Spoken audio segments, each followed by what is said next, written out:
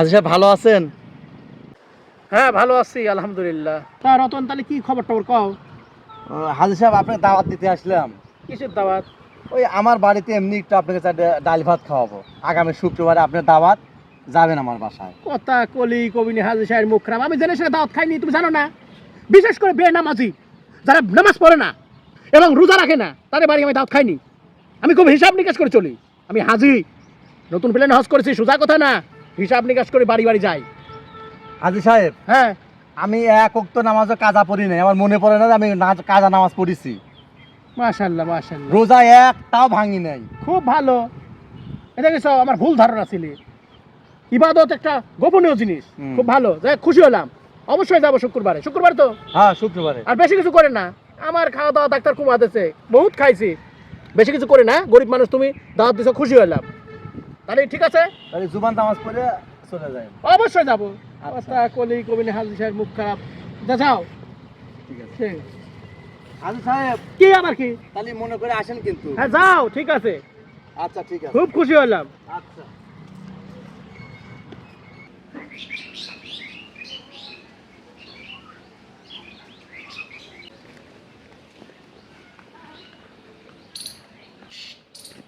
রতন, রতন বাড়িতে আছো কি?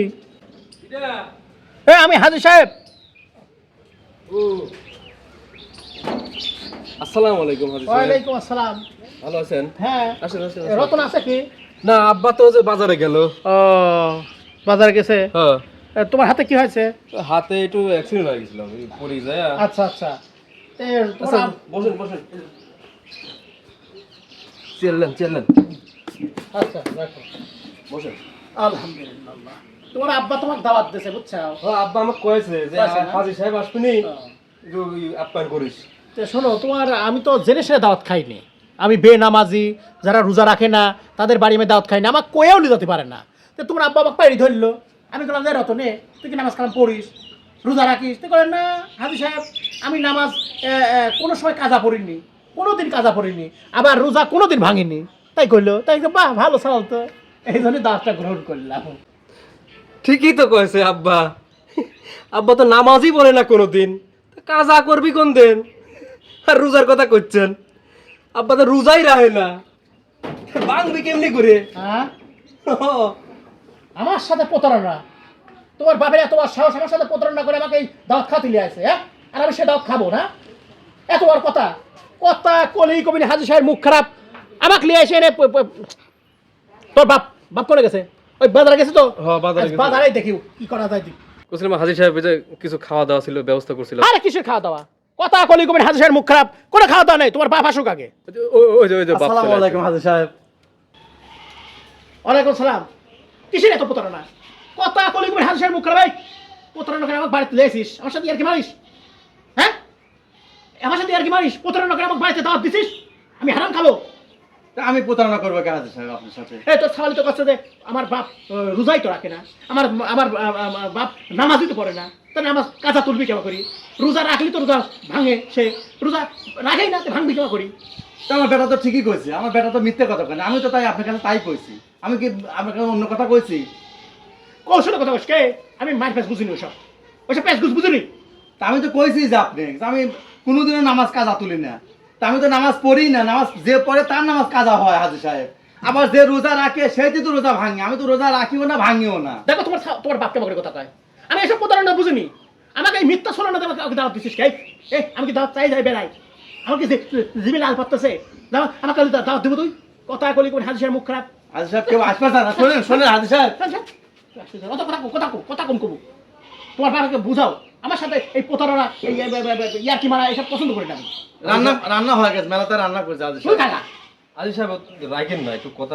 না বেটা, তুমি বোঝো না, তোমার বাপ খুব বেয়াদব। তোমার বাপ এটা আমার সাথে সলসলনা করছে, আমাকে মিথ্যা বলে আমাকে দাওয়াত দিয়ে করেছে। আমি নামাজ কালাম পড়ি আর এখন সলসলের কথা কয়।